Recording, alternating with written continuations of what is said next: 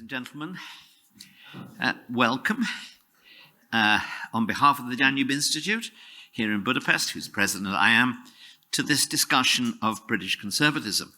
And before I go any further, I want to lay claim for the Institute to the title of being the first think tank to hold a conference on the disorder, decay, and potentially the dissolution of British conservatism in the aftermath of Prime Minister Liz Truss's resignation this afternoon.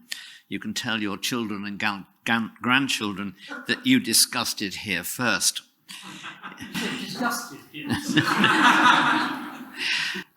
Indeed, when we at the Institute first raised with our principal speaker today, Professor David Starkey, the possibility of this lecture, our working title was Conservatism After Boris.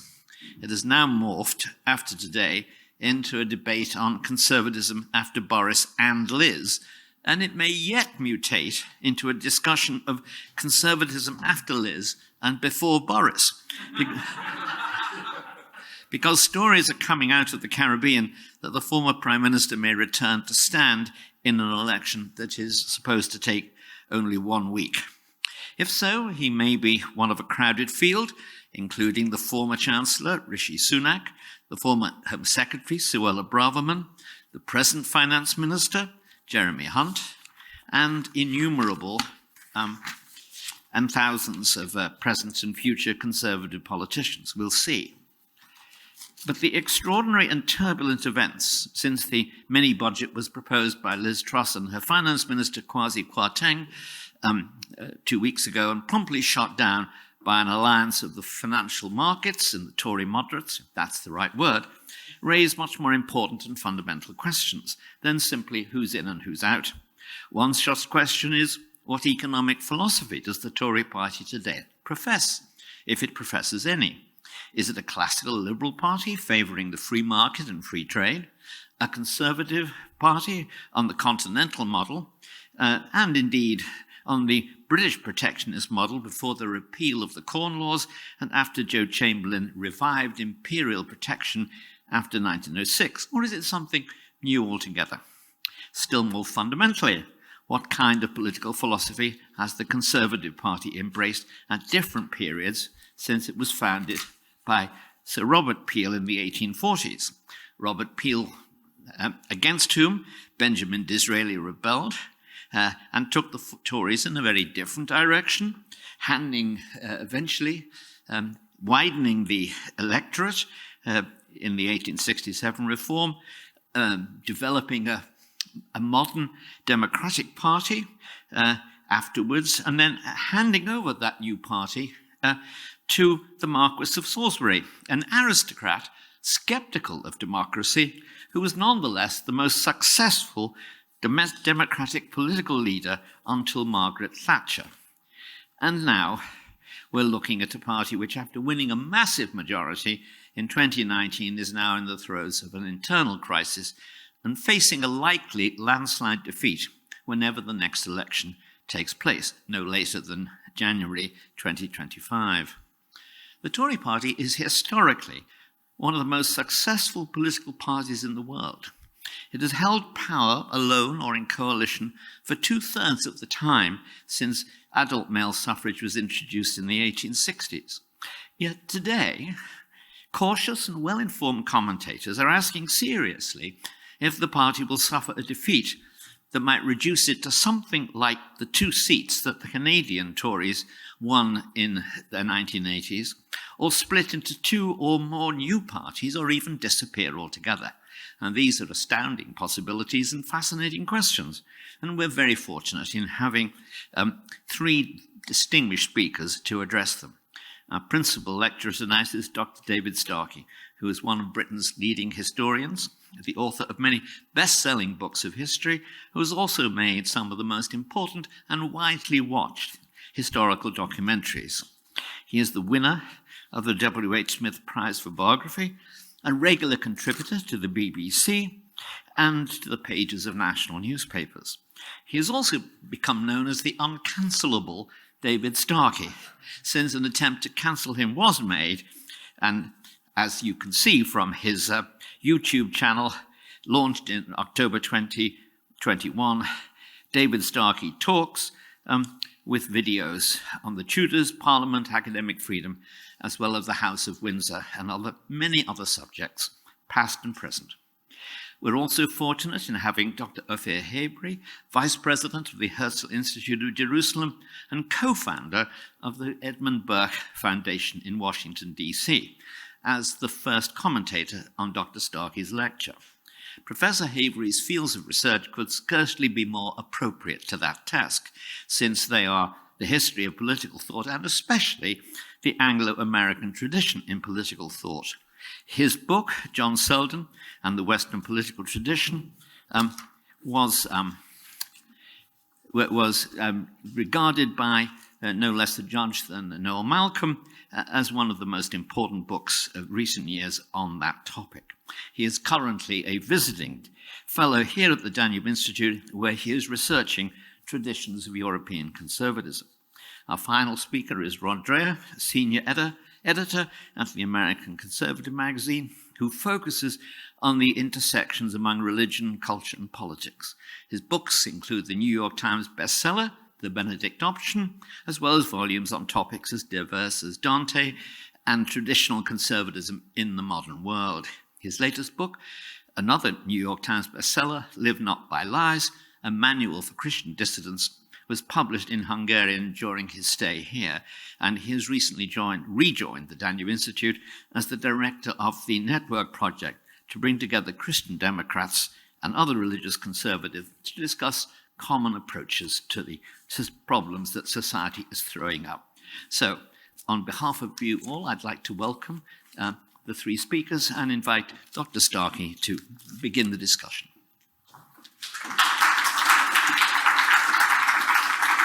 Thank you, John. Colleagues, ladies and gentlemen, it's a very great, I was going to say pleasure.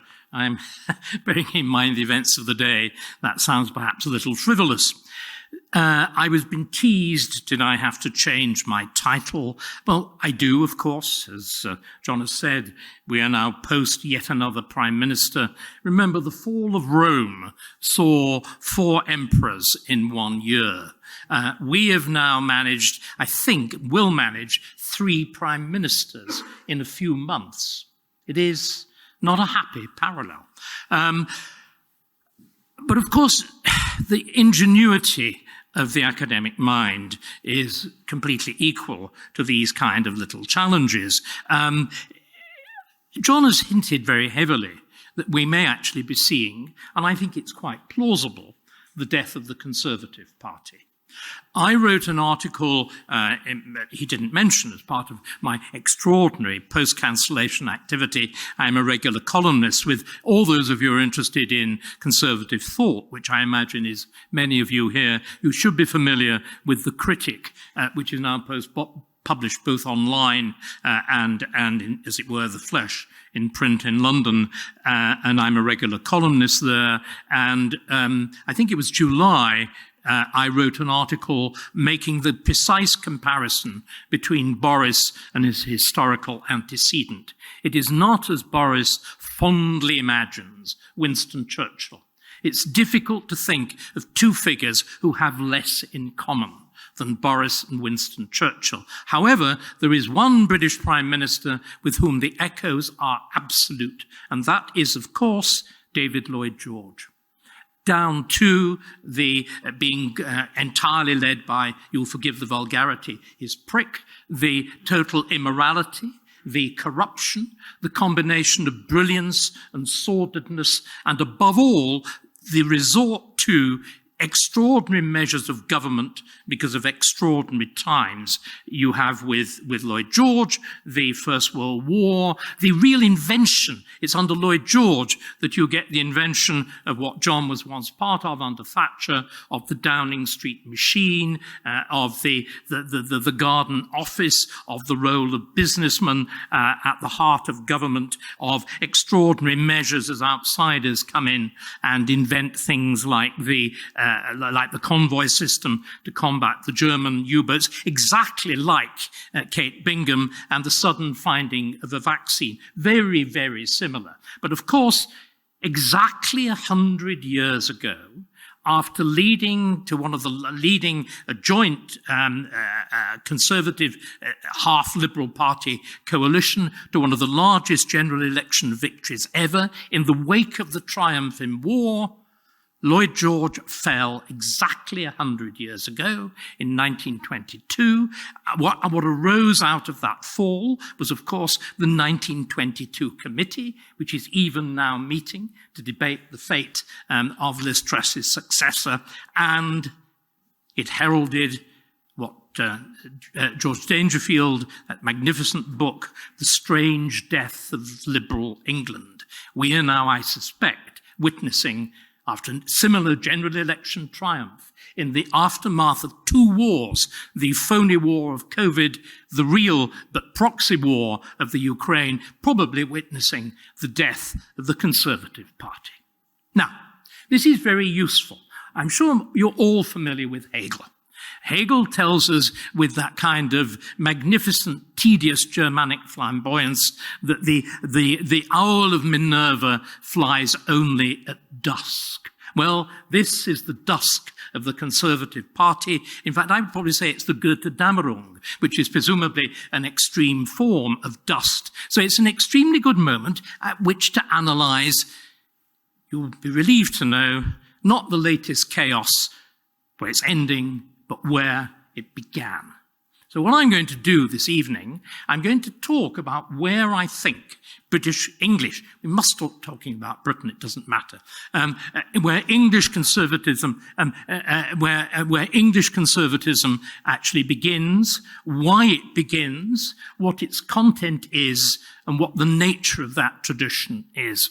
Because what I want to argue briefly is that the pattern which John actually to a significant extent reflected, which is the notion that conservatism is a late 19th, the Edmund Burke Society, and late 18th, early 19th century phenomenon, which governs everything that the academic literature says, seems to me to be fundamentally wrong, at least in England.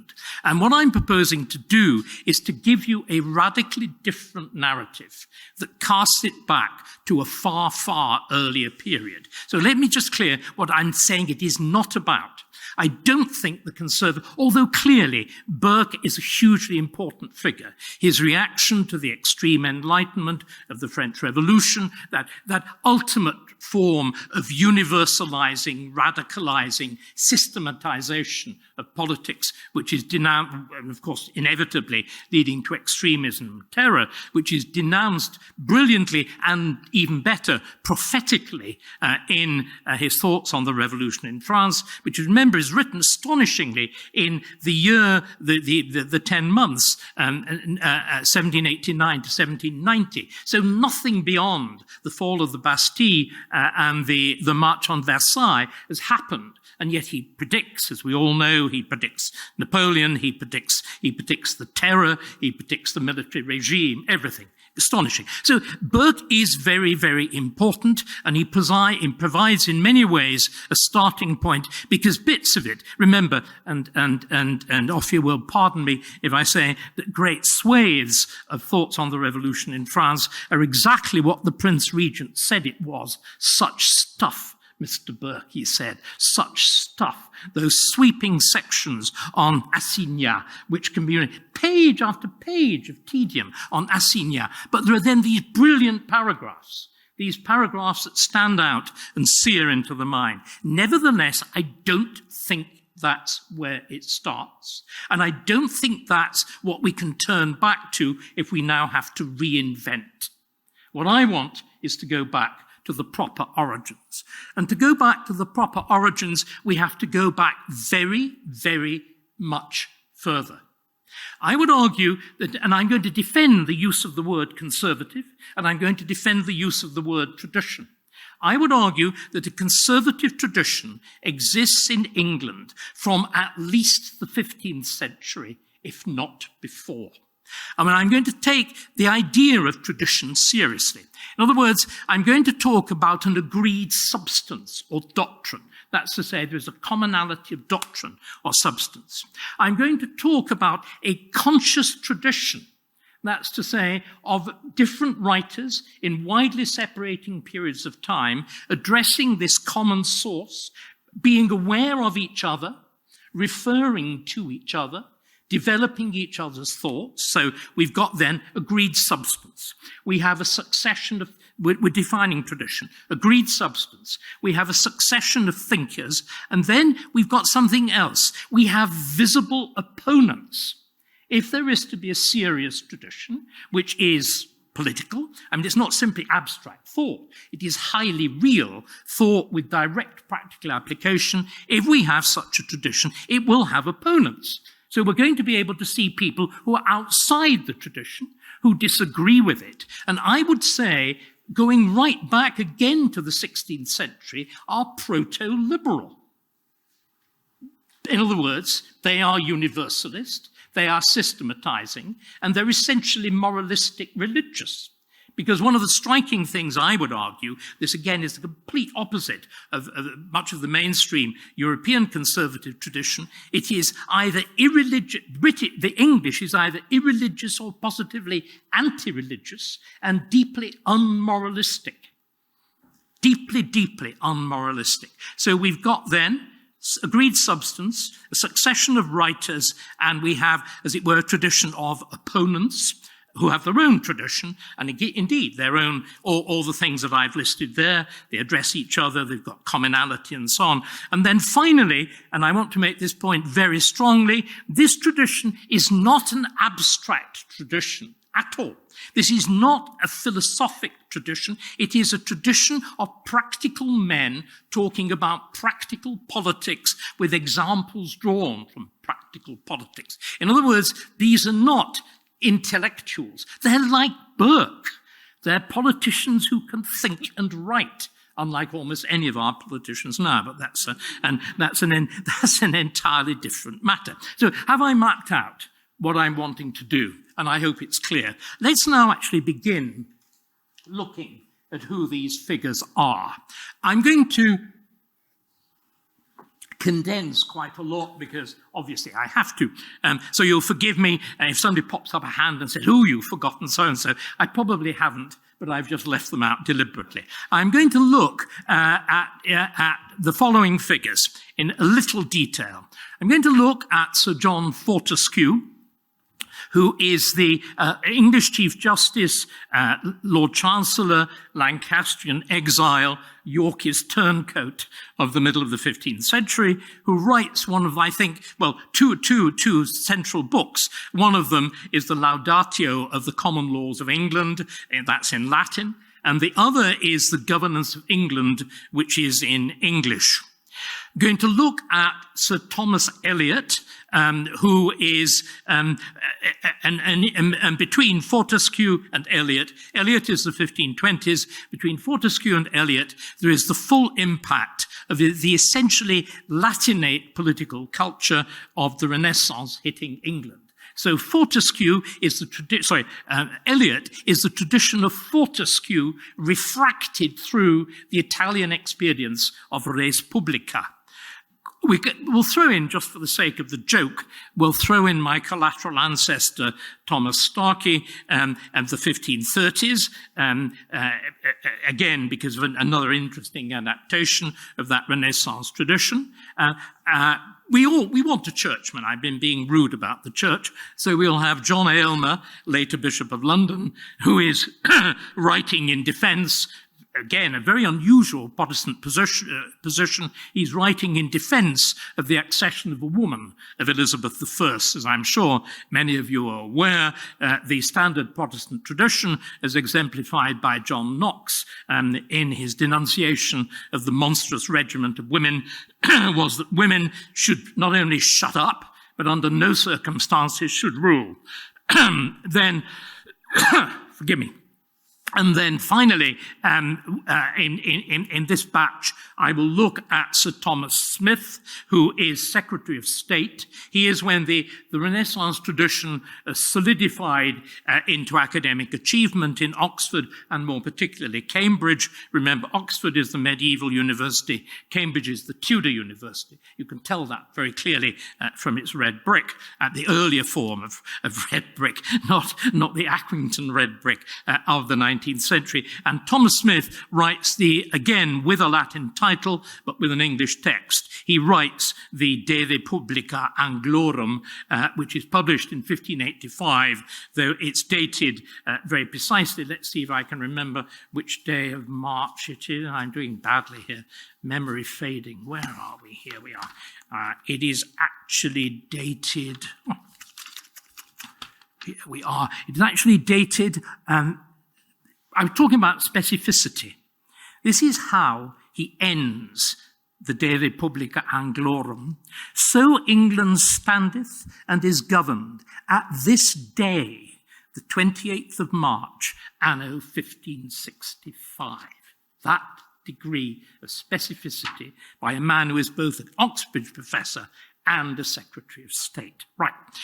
Let's run through that list and let's talk about them and let's establish what I've been mentioning now. Let's actually establish by looking at them, let's establish those features that I was highlighting about commonality and whatever. Let's begin, obviously, with, and I think it's very important we do it chronologically. This is something that I feel has gone absolutely wrong with the serious analysis of political thought. It tends to be done, as it were, abstractly or philosophically or topically or whatever. All forms of thought are historical expressions. This must be the fundamental conclusion of the work of Quentin Skinner and the whole of the Cambridge School. You have to do it chronologically. It makes no sense to do it any other way. So we'll begin at the beginning. And we will begin with the quotations from Fortescue in The Governance of England. And what he's trying to do, and again, this is very important, what I am emphasizing, and I want to be, again, as awkward and difficult and controversial about this as possible, thought is not simply specific to time, thought is specific to place. It is anchored in specific places and specific cultures. And one of the most fruitful ways we've seen at the end of this process, Burke is reacting to France. At the very beginning of this process, curiously, Fortescue is reacting to France. He actually writes the governance whilst he's in France. He writes it whilst he's been driven into exile after his master, Henry VI, a kind of early experiment of Liz Truss, but he reigned rather longer. We can only hope that he finishes up in an equally unpleasant way. Whether she'll be buried at Windsor and become a miracle-working saint is another matter. But anyway, he's in exile in France after his master has been driven from the throne, and he flees abroad with Margaret of Anjou, the she-wolf of France, and Prince Edward, the Lancastrian Prince of Wales. And his works are written as practical mentoring tools for the man that he hopes will be King of England. These are not pieces of abstract political speculation. They're intended actually as teaching devices. And so he's now in France. He's looking at France. He's particularly keen, again, you were talking about economic conservatism. He's particularly keen on the condition of the common people. He notes that the condition of the common people in France is wretched, and he then analyzes what the relationship between their wretchedness and the comparative prosperity of the equivalent class in France is, and he attributes it to different political structure. So properly understood, an economic and political conservatism should be intertwined like that. These are not different poles. They should properly relate to each other. And one of the catastrophes of Thatcherism was its incoherent, forgive me, John, was its complete you were there. Is its complete incoherence economically on the one hand and politically on the other. And what is striking about Fortescue is the remarkable coherence. And what he does, he distinguishes between England and France in terms of one being an absolute monarch, the King of France, and the King of England not being. And he defines it very precisely. He uses a term, he's a lawyer, remember, he uses a term of civil law, that's the law of the Roman Empire, which is quod principi placuit legis habet vigorem, what pleases the prince as the force of law. So in Roman imperial law, the only source of law is the will of the prince. And he takes that as being the axiomatic definition of absolute monarchy. And then he says, and he begins, again, this utterly clearly, but it is not so in England. There be two kinds of kingdom, of the which that one is a lordship called in Latin dominium regale, and that other which is called dominium politicum et regale. So dominium regale is absolute monarchy, dominium politicum et regale, political and regal monarchy. And they diversen in that the first king, that's the absolute king, may rule his people by such laws as he maketh himself. Lawmaking. But then he deduces immediately the economic consequence, which is, therefore he may set upon them tails, that's taxes and other impositions, at his will, such as he will himself without their assent. So you get this clear notion of political and economic power, taxing power, and of course the link between the two of them is property. And what I want to argue is the catastrophe of modern conservatism is that it's forgotten Locke, who himself again descends completely from this tradition, the three classic defining rights which arise in the state of nature and which is the fundamental purpose of the state to protect life, liberty, and property. And it begins with I regard Jefferson as the fundamental catastrophe of America. Life, liberty, and the pursuit of happiness. Californian and disaster. And British conservatism forgot it too. So, therefore he may set up, this is the King of England, therefore he may set upon them no impositions without their own assent. And from this, he derives everything else. He derives, on the one hand, the political structure of England, the Parliament and whatever, and on the other, he derives the prosperity of the people because Parliament can resist tax. And again, isn't it striking? This is the fundamental issue of, and I shall give you evidence for it, of the American Revolution. No taxation without representation. It is this, again, we focused much too much on the legislative question. The key issue is taxation. We again get the history of Parliament wrong. Parliament is essentially about tax.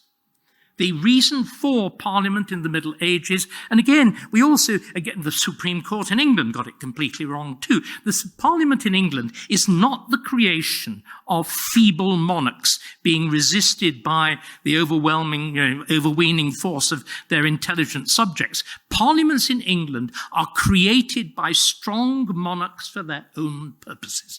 The first is Edward I, the second is Edward III, and they're created to raise money to wage war. There's a direct relationship between foreign war and domestic freedom. There's, again, very, very disagreeable, but it's something that we need to admit. So there's Fortescue. And what I would argue is, everything that I'm now going to be talking about, the centrality of property, the particular constitution, and again, this sense of already a very developed sense of a constitution, of this is the way we do things in England, and it's very different from the way they do things elsewhere, and the consequences are very different. There's some other things that we can throw into this as well. Fortescue he's a Chief Justice. One of his more interesting remarks is to boast about how many men are hanged in England for stealing. He regards this as a sign of the healthy acquisitive appetites of the English. He draws absolutely no moral condemnation for it. He says the French are feeble. They stand being robbed by the state in England. Our stout men would rise up and sock it to them. I mean, the sort of English football hooligan mentality. And this is written in the 15th century by a man who serves somebody who will be regarded as a saint. What does he say about religion? His only reference to religion is to laugh at it. His solution to the weakness of the monarchy and the power of Parliament is, in a sense, John, you will like this, is to privatize the monarchy. Very Thatcherian. What he thought, to avoid the need for taxation, he wanted to endow the crown with a huge landed estate that would supply an uncontentious form of revenue.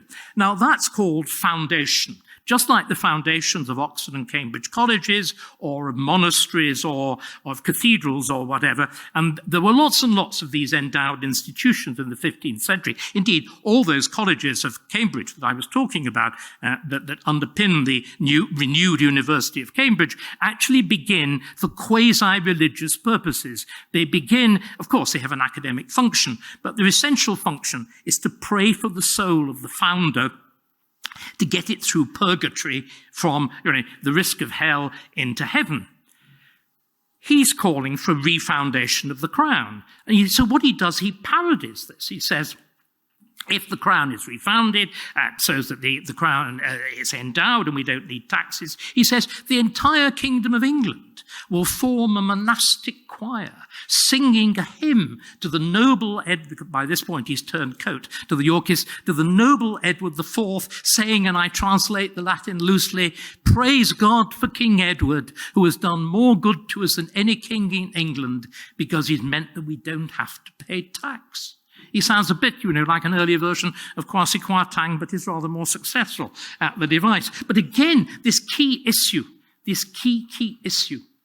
of taxation, but the total indifference to religion, the indifference to morality, the entire positive, in other words, the total positivism of English law. They're all there in Fortescue. And the important thing about Fortescue is, well, he's a lawyer, obviously, but he becomes a central part of another institution, of the teaching of common law in the Inns of Court in London. He is one of the absolute founder figures of this. And we know everybody else that I'm going to mention, including some that I won't, much like John Locke, we know they all read him. They're very familiar with his work. There we've got, just 1 second, sorry, we've got Fortescue. Let's now just sketch that tradition as we go forward a little bit there and pull out, as it were, the points that we can see as we develop. I put in brackets now, the next figure really is Thomas More himself, with Utopia, which is the 15th, and the history of Richard III, which, as I've argued, have to be seen as a double work. They need to be seen as essentially a joint work. Let's just park Thomas More for one moment, and then quickly look at Elliot, look at the rest of them. So Elliot is if you'll forgive me, we'll just pause there. We've used Fortescue to establish the foundation of this tradition. Let me now deal with the antithesis of this. I don't want to take too much time. With the antithesis of this tradition with Thomas More. If you actually look at Thomas More with Utopia and with the history of Richard III, you see, although Thomas More himself is a common lawyer, all the references to English common law in Utopia are profoundly hostile.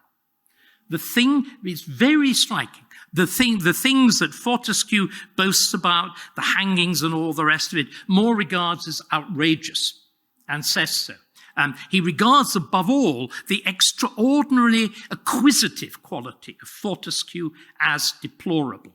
Remember, More parodies the desire of the English of his own time to wear golden chains, because in the kingdom of Utopia, gold chains are used simply to fetter criminals. There was this absolute antithesis of both the legal positivism and the acquisitiveness. Also in More, of course, there is morality. The thing is absolutely centrally about morality. It's the question, not is the state legal, but is it morally justified? And More's Utopia, and this fact is forgotten far too frequently, is essentially founded in St. Augustine's The City of God. And the fundamental text underpinning Utopia is the remark in The City of God, which of course is the result of another crisis. The City of God is written in response to the fall of Rome in 410. Again, it's all of these things arise from responses to practical crises. But St. Augustine raises the question, which is, what is a state without justice but a band of thieves? In other words, it's a question of what is the nature of justice, and he interprets it as moral and social justice, which of course is radically contradictory to the legal, acquisitive, property-based positivism of Fortescue. But there are many other things where More is quite deliberately standing outside a tradition. He deliberately writes in Latin. He finds it impossible, I mean, he's a very good English stylist. He finds it impossible to put his thoughts into English, because he used too many abstract nouns. And English doesn't, before Shakespeare and the middle of the 15th century, doesn't have very many abstract nouns. And he deliberately, if you cast your minds back to the introductory essay, you all know Utopia is about the imaginary island. In other words, it's reflecting the discovery of the West Indies and all that sort of stuff. But it's prefaced with an extraordinary essay on counsel, Hythloday, on what is the nature of counsel, and in that you get this profound sense of detachment, hostility specifically to England, but also to something else. A sense that there is a different tradition, which is a better continental tradition. The beginning of Utopia is set in a garden in Antwerp. Is it Bruges or Antwerp? I can't remember which. It's set in an urban setting, the absolute antithesis of aristocratic England abroad, in a country that's dominated by what he would regard as a much more sophisticated burgher elite. So it's anti-patriotic. It's in a foreign language. It's representing foreign values. It's universalist. In other words, I'm moralistic. This is the beginnings of the liberal tradition. It's also, of course, the envisaging of a radical reform of society. Whereas what you get with Fortescue, it's a proper conservative reaction. We're bloody good as we are, and our essential task is to keep it as it is, maybe tweak a little bit, but keep it as it is. Whereas with More, there is the beginning of a notion of radical change. Now, what we can see then is, again, all of these people are in dialogue with each other. More's Utopia is published in 1516. By the time we've got to the next, and forgive me, it's clumsy, we'll come back to the next of our figures in the conservative tradition, Sir Thomas Elliot. You see how Elliot is absolutely specifically arguing with More, and arguing with More with a much more sophisticated understanding than Fortescue could have done of the traditions of the Renaissance and whatever, but again, with that same commitment to England, to Englishness, to the English language, to the specificity of place, and also the sense that England, far from being a country flawed because it doesn't correspond to some abstract notion of Christian justice, is itself a legitimate state. So let's just go through them, because you can just pick up these phrases. Absolutely. More then has written that wonderful introduction cited in Bruges or Antwerp or wherever it is. Immediately he begins by saying, "To my natural country, here to my place."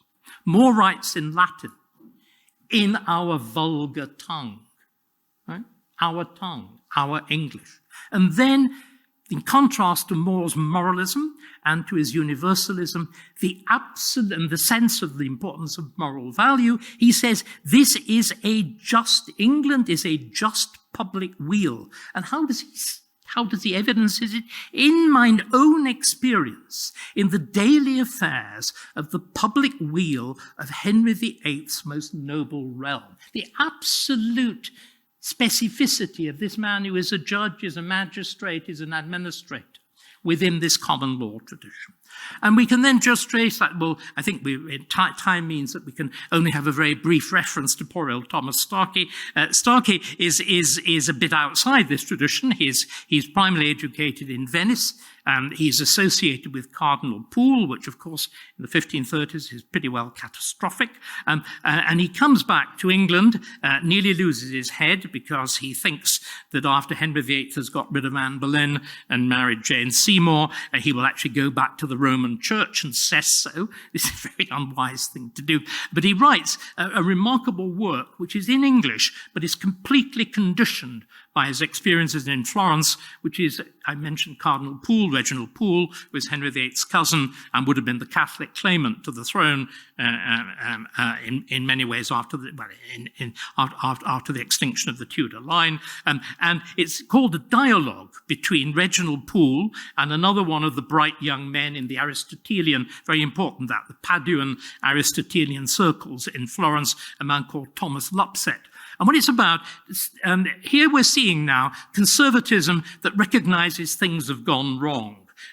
You get with Starkey very much aware that Henry VIII is pushing the existing patterns of English politics as far as you can without breaking them in the direction of tyranny. In other words, he's as indeed, when I wrote on the early days of Boris Johnson, if you command a majority of Parliament, you can do whatever you want. The same was absolutely true with the King. If you can do that, you can without changing the structure at all. You can actually drive it through.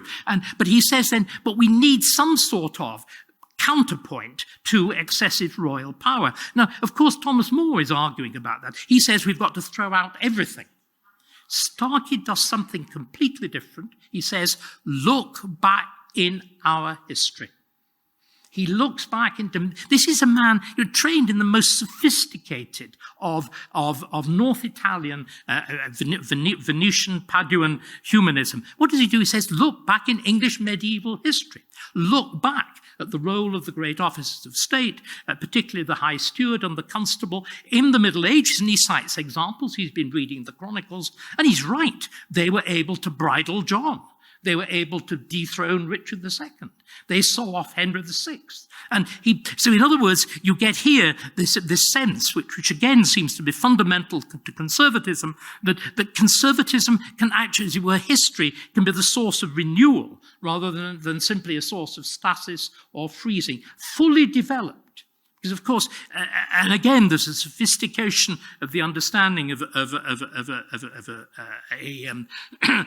idea of a tradition, because the Roman sense of the Constitution of Rome is fully reworked by the Venetians in terms of their own complex republican structure. And what is very striking, and you see a bit of it in Elliot, you see more of it in Starkey, you'll see much more of it in Smith, they remodel, or in their own minds, the existing constitution of England, the monarch, the limited monarch, the parliament as the representation of the state, with the aristocracy, the peerage, the dukes, marquesses, earls on the left-hand side of the house, and the representatives of the church on the right, and then the commons, and the fact that all legislation, all taxation requires this threefold assent of all the bodies. They model that into a highly sophisticated doctrine of the Constitution. It's there.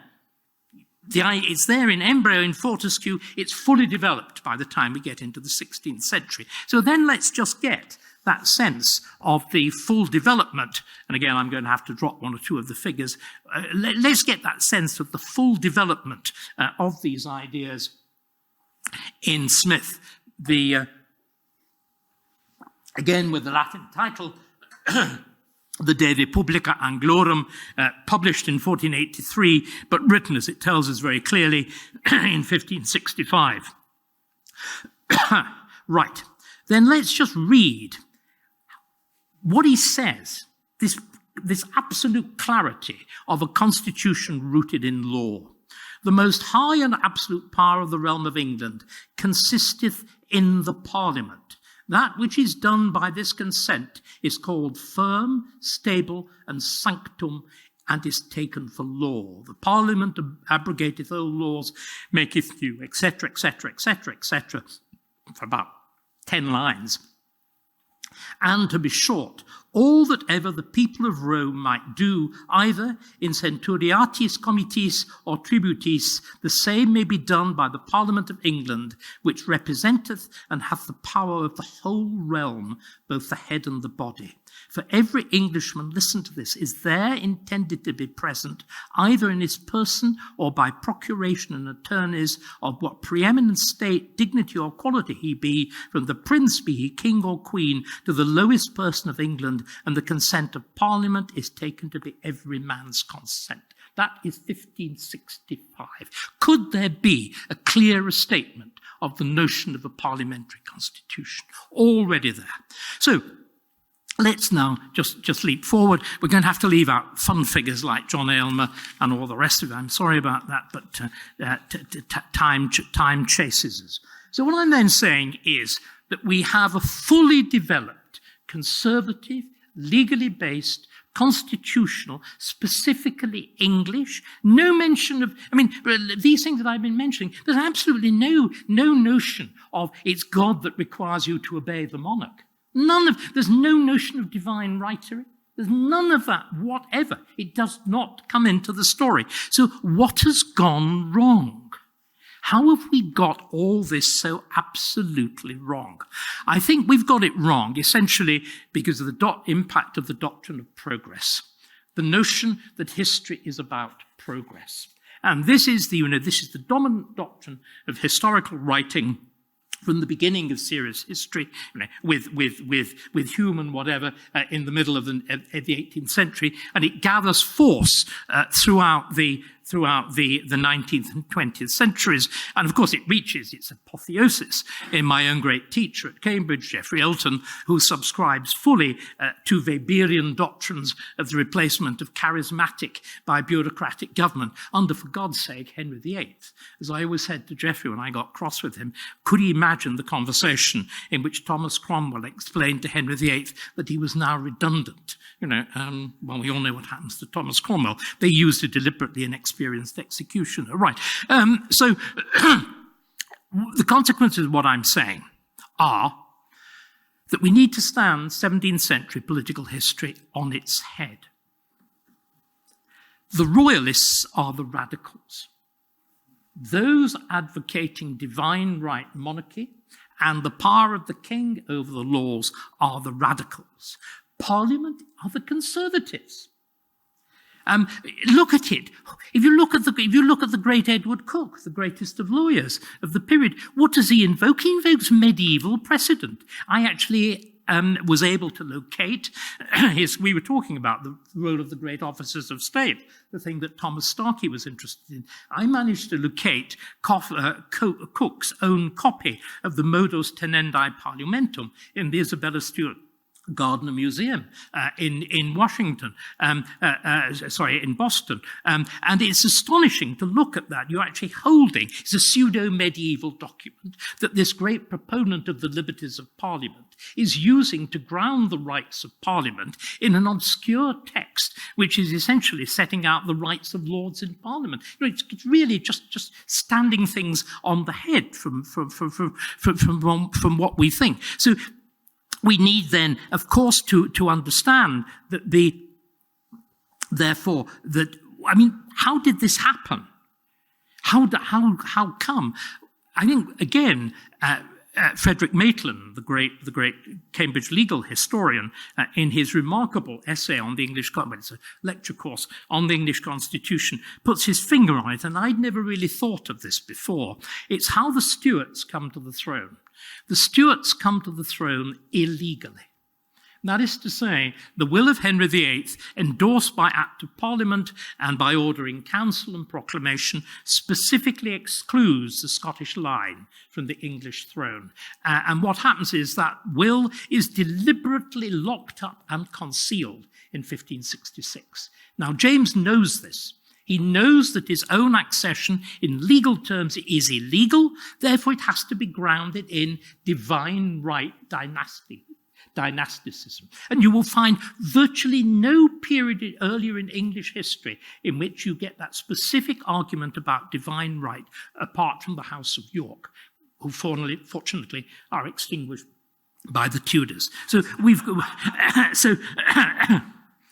And again, 1689, the people who are... Again, it's James II who is the radical.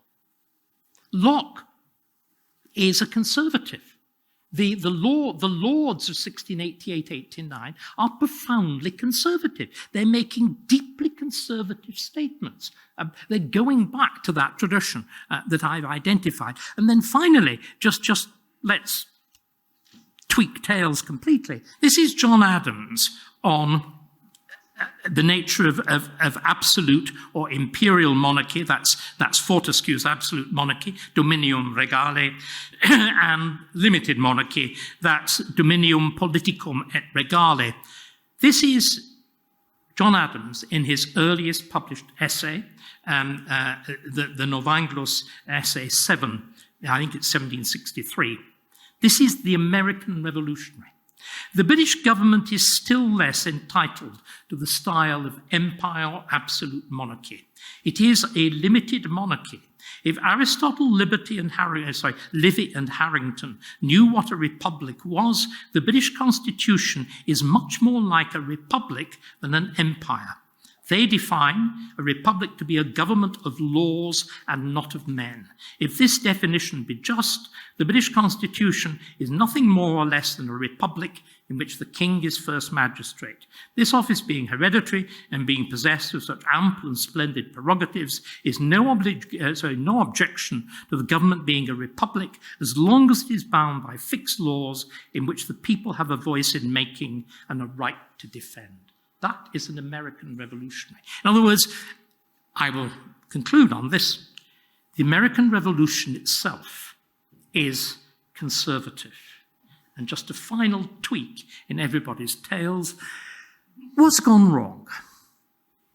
What happened to conservatism? It forgot all of this, modern conservatism, what John began by talking about.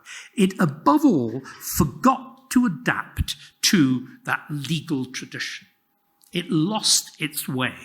And it seems to me that the moment at which you can see both the fact that there was a possibility and a failure is in the immediate... Remember, we do not become a fully functioning democracy until the immediate aftermath of the First World War.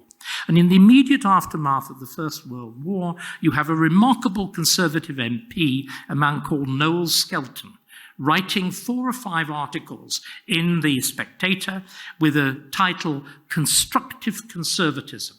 And what he's essentially saying is, socialism has got a vision that coincides with democracy and a clear anticipation of the whole apparatus of the welfare state.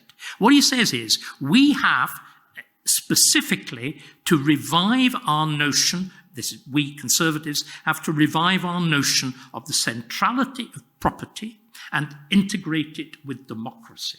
And these essays are rather laboured, but I think they are fundamentally brilliant. He came up with an idea. He doesn't focus so much on what then happens with Anthony Eden when he picks up this idea too in his early career and talks about a property-owning democracy. He's essentially concerned about the co-ownership of businesses and whatever, the kind of structures that were developed in early federal Germany as underpinning a completely different relationship between the ordinary man and woman and the state and the economy, again focused on the question of property. Thank you.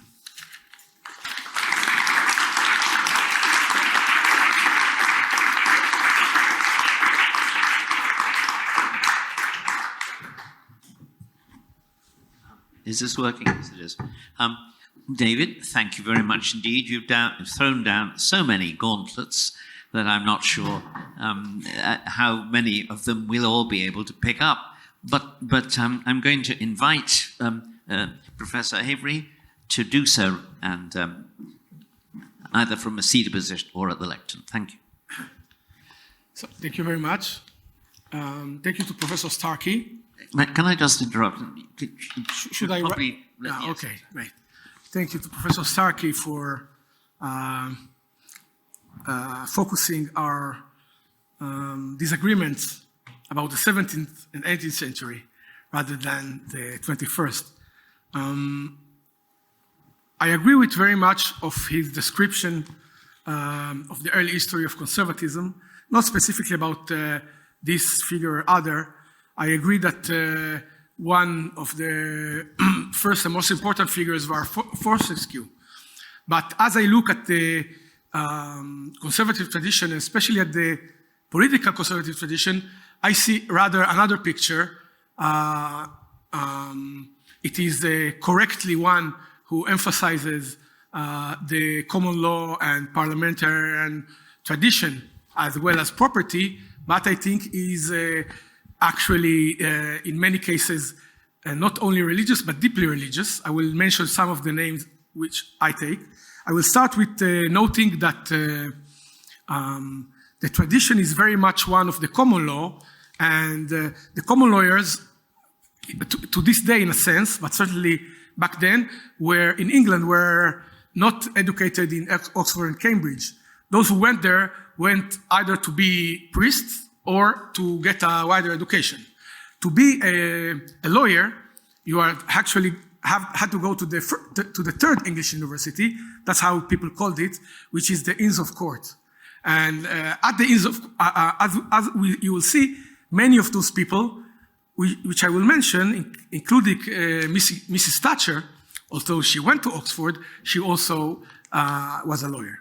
Now, the point I'm making is that Fortescue, as well as many, maybe most of the important figures in this conservative tradition, were deeply religious figures, especially as Professor Starkey has emphasized the early history when England was Catholic, and I think that Smith was the only one in the post-Reformation period. But in any case, the Elizabethan period was a mixed one. And my argument is that Professor Starkey is absolutely right that the absolutists, the divine right people, were revolutionaries, but there is also another strain of revolutionaries, which were, of course, the if you want, the Commonwealth men, many of them radical Protestants, and in a tradition that included, of course, Locke, which was not at all conservative, but radical, which I'll mention in a moment. So I will start by saying that Fortescue itself, as far as I understand him, was imbued his books,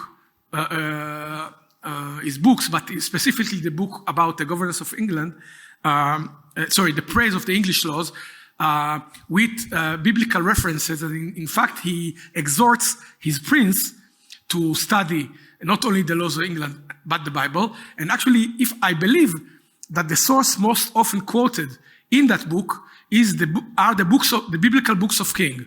So not exactly, he could have said the examples would be Tacitus or other, let's say, classical figures or Greek figures, but he decided that actually the Bible should be the book. Then, when we go to the 17th century, the figures that I regard as the mainstream of the conservative tradition, people like Sir Edward Coke, John Selden, later on Matthew Hale, the Earl of Clarendon, all of them put religious issues very much at the center of their view of what the common law in the English tradition was.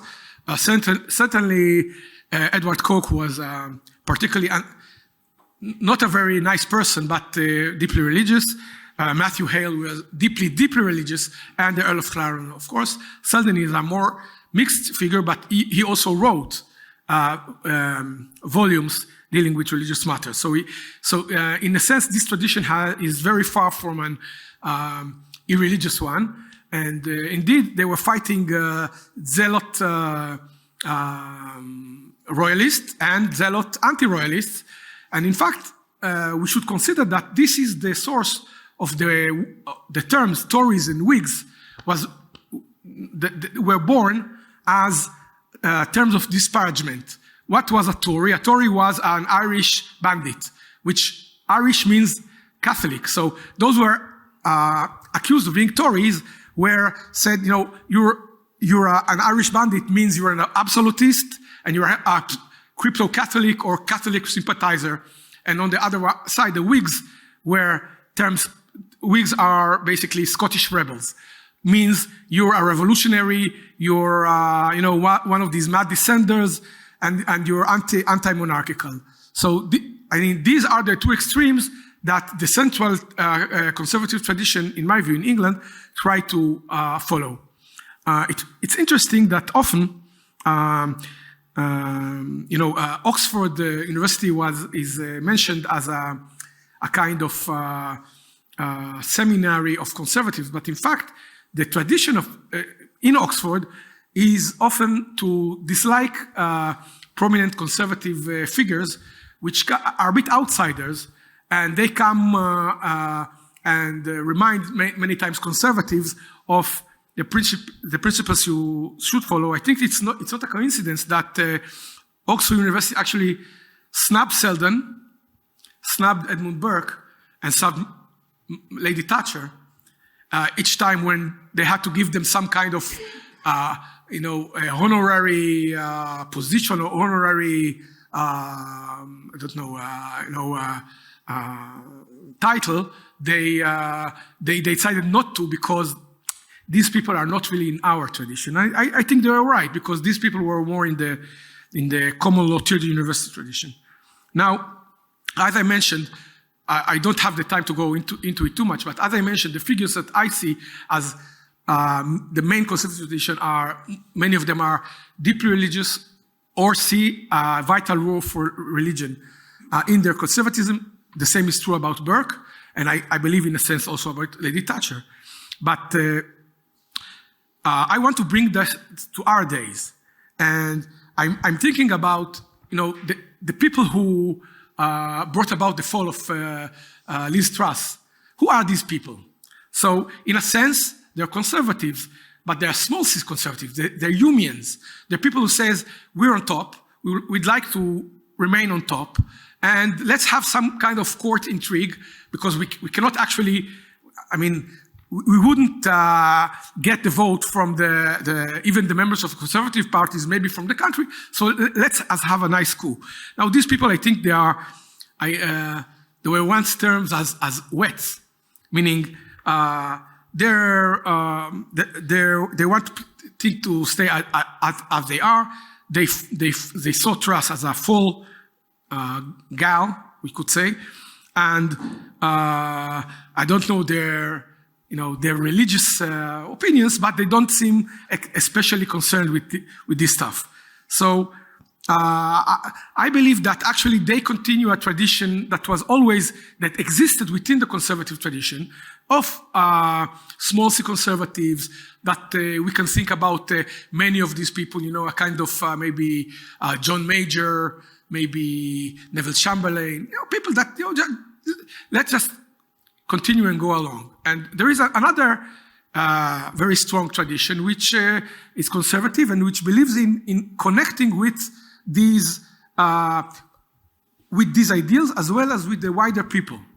And I think that this was the belief of certainly within the 17th century, those figures which I mentioned, they believe it was very, very hard to know, but they believe that they represent the mainstream of British societies, or English societies in that case. So they believe there are extremes on the monarchist, extreme monarchist side and the Republican side, but we're the mainstream. basically, this is the self-vision of Anglicans. The same is true for Edmund Burke. He was arguing, and we don't know, if a poll was held, but people in writings in his view also were very, very popular at the time. So it's possible that a majority, or at least a plurality of Englishmen and women agree with him. Certainly, the Israeli, Burke connected himself to Selden and Cook actually. So the Israeli connected himself to Selden. He chose Earl of Beaconsfield as his title, as a tribute to Burke. And I think that Margaret Thatcher expressed the same ideal of being able to bring conservative ideas to the people and win with those ideals, not just being a defensive conservative, if you want. And with all his faults, I believe that Boris Johnson too had a better way to connect with the British population, and his espousal of Brexit was exactly, the support for him was because of his espousal of Brexit, which most Britain, certainly most Englishmen, believe should be carried out. So that my view is that Professor Starkey's tradition would lead to maybe Jeremy Hunt and those men in gray suits that have just politically executed Liz Truss. But my belief is that a more, not necessarily Boris Johnson, but a conservatism that is more attuned with the general population and is more active and even zealous can actually return us to the right way. Thank you. Thank you very much.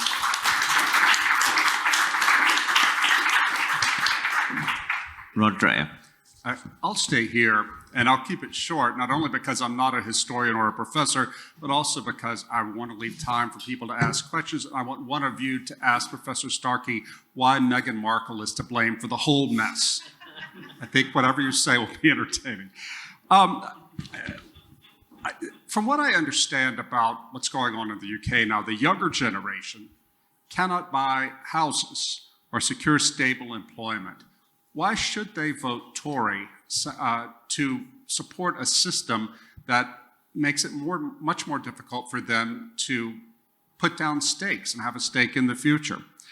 And I also wonder if the Tories, and frankly others in the UK ruling class, do they really care about the British people as British people, or as distinct from abstract ideas or their own particular interest?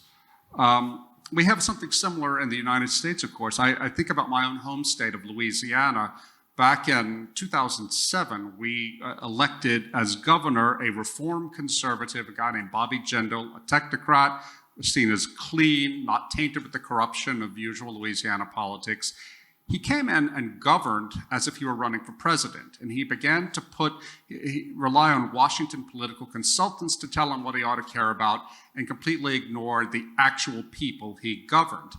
I wonder if this is something similar happening in Britain, that the ruling class there are more concerned about London as a world financial center and concerned with what their own class, their own transnational class cares about than what the actual British people care about. I do wonder, too, if the errors of the Tory party are more or less same to the errors of the Republican Party in my country. It has done little or nothing to resist the massive blight of wokeness. I mean, when I read the English papers now and look to see what's happened to the police force, which, as far as I can tell, doesn't care about fighting crime, but cares very much about combating free speech. Similarly, in the US, our Republican Party has been useless on this. If it weren't for activists like this fellow Chris Rufo, Matt Walsh, and others, we would have no effective pushback against wokeness. I think, too, it's been astonishing to me to watch Brexit happen and yet see that Britain still has massive immigration. What was Brexit for, anyway, if the British aren't controlling their borders?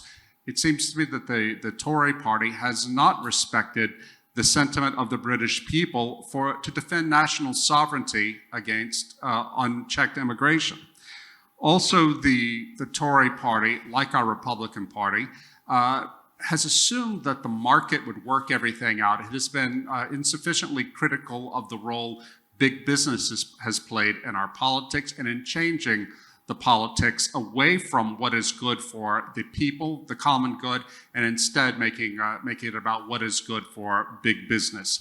In the U.S., in the Reagan years, when I came along, we on the right didn't have this sort of critique of big business. Well, now in the era of woke capitalism and post-2008, in the era, as we've seen where globalism has gone, we're starting to see this rising very sharply on the right with a dissident tradition that's moving closer to the mainstream that is critical of business.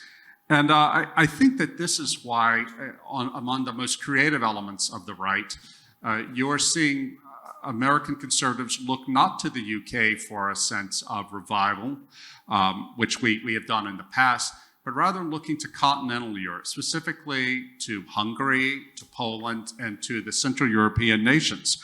Hungary and the continental conservatism, not the mainstream old school Christian democratic tradition, but the new one, where you actually have Democrats who are truly Christian, like the current government in Hungary. It has more to say to us, I think, about renewing American conservatism than what's happening in Britain.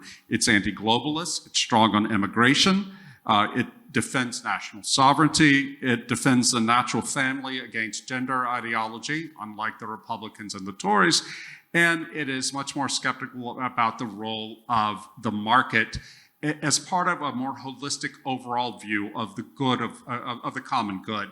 So it is an extraordinary moment, I think, in the life of American conservatism to look across the ocean and to see that the British, our cousins, our friends, to whom we have looked for renewal, intellectual renewal, are in fact as bankrupt or more bankrupt than our mainstream, and it's time to go somewhere else for conservative renewal. I'm sure John will have something to say about that. Well, not necessarily. I don't intend to be manoeuvred by others into a position which I may not hold. But I will, perhaps I could now just ask each of the speakers one question and then throw the rest of the debate open to the floor. And David, if I could just ask you about one of the elements in conservatism which you identify as existing from the beginning, being very important and continuing, and that is the defense of property. And now, isn't there, however, in conservatism, two elements to this? There is the defense of property, of existing property, and against attack, either from revolutionaries or from the state. And the second element is that conservatism, or the Conservative Party certainly, has tried to identify rising social classes, men of ambition without property, and wanted to find ways of enabling them to acquire property and become part, in other words, recruit people to the cause of the defense of property. Now, in one respect, Boris did that. With his in his recent when he was prime minister, one of the things he did was to try to make sure that, when possibly excessively, that the arrangements for retirement would not result in people who owned houses that were expensive having to sacrifice too much of that property in order to the state. But as a result of that, perhaps, he found that the Tories have made almost no attempt to ensure that not only new social classes, but the children of people who are already who are at the lower end of the property-owning classes, they themselves are now being excluded, and the people benefiting are, in a sense, what would have been in the past being called Whig magnates, who are buying up huge amounts of property. And I wonder if you want to examine from the point of view of your original analysis, what the Tories have done wrong and what they should be doing right. Absolutely. And again, it's the point that Rod made. The business of the failure to provide it, or make it possible to build the number of houses that we need, especially when, because of the insanity of immigration, we have added 1/10 of our population, 6 million, since the late 1990s. It's an extraordinary figure by pure immigration. Now, I tried in my talk to emphasize this, what seems to me to be the absolute centrality of property. But from that, of course, flowed all sorts of other things. The pride in an English tradition, because it was particularly good at protecting it. But again, a sense of the importance of inheritance, of rootedness, of entrenchment. And it seems to me that one of the things that's gone fundamentally wrong, and this is what Skelton was on about in the 1920s, is that conservatism has not developed an intellectually coherent attitude to property.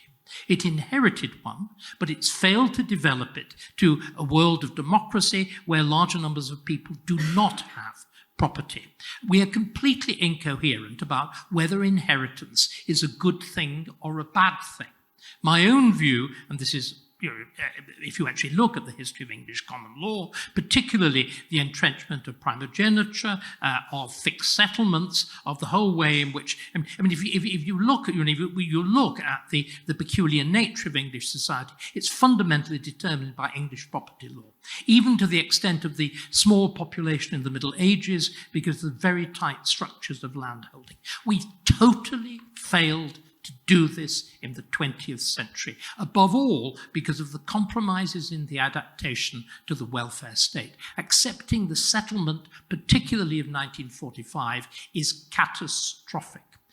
Once you've accepted the settlement of 1945, you've not only got the vast load of taxation, you've also got something else. You have the gentleman in Whitehall knows best. You have the rule of the elite. There is a direct relationship between welfare capitalism and the rule of elites.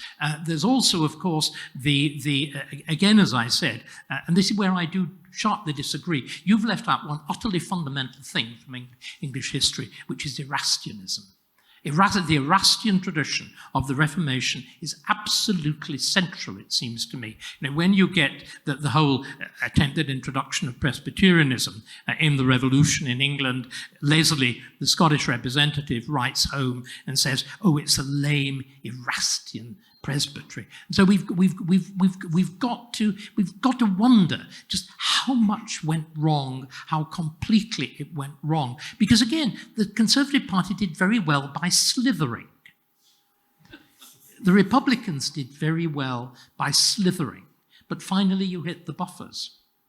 And I'm afraid that's what I think has happened. Well, can I ask you briefly, has there ever been a time in English history when the ruling class hated the country and its own traditions in the way those who are being formed at the great universities of England now seem to do?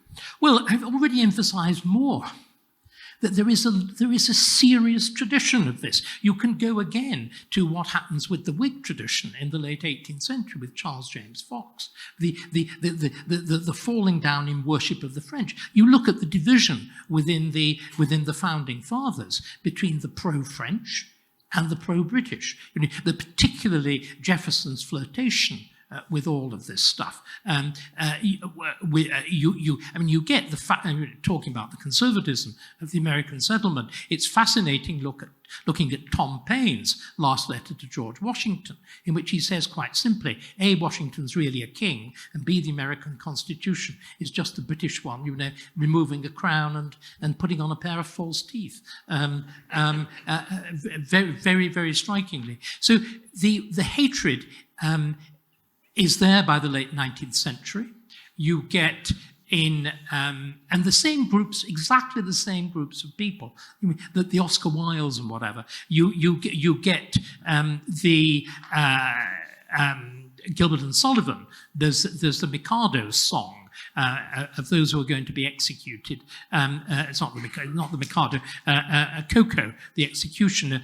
Those who sing the praises of every century but this and every country but their own. then of course there's again exactly the same groups of people, the liberal middle class educated intelligentsia, the lion and the unicorn, with George Orwell's great essay, the kind of people who would rather steal from a poor box and sing God Save the King. Right? It's exactly the same group.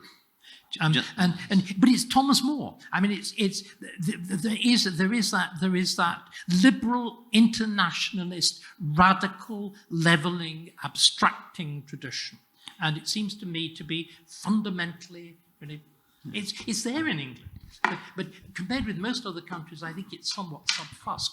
But I do, and again, your point about turning to continental conservatism, the extraordinary importance of not simply the Catholic, especially in the Catholic tradition, of religion in continental conservatism. Yes, I know the Anglicanism of Shaftesbury and whatever is important, but it is not.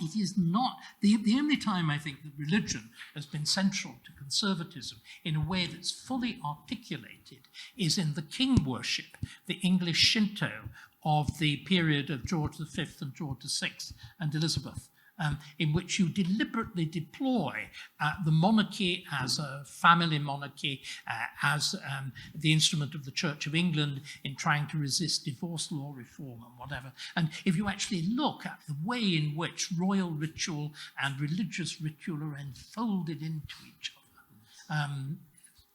but otherwise, the continental tradition to which you're, it's not accidental, in other words, that the continental tradition is working better against woke, because woke is a rival religion. You're dealing with a clash of religion. Do you see what I mean? So of course, an essentially Catholic-rooted tradition, which is one religious tradition, is very well able to deal with a rival religious tradition, which is woke, which is what it is. Well, I have doubts about that last point. No. I mean, have you not read Andrew Doyle's book? I mean, woke is essentially religious. Yes. They wanted to burn me alive. Much of it arises from, again, this same universalizing radical liberal tradition that Burke denounces, coupled with a hefty dose of bad French philosophy. All bad ideas come from France, as I constantly say, that other aspect, the one that you picked on with the American Revolution, which is the New England tradition. But you see, the New England tradition doesn't shape the American Constitution.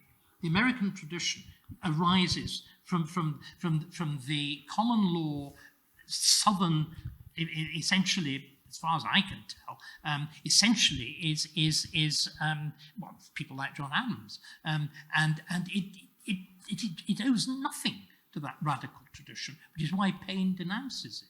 So I just think we've got to do a really radical business of rethinking. Can I just, before I turn to Professor Avery, on the question of the Catholic religion being resistant to woke, I'm not sure I see much evidence of that. It can be. No. Have you seen the Pope? Well, I have seen the Pope, and I know that not all Catholics agree with the Pope. I mean, there is clearly a riven tradition. Of course, it is. But I think that the whole, particularly the Catholic worship of family,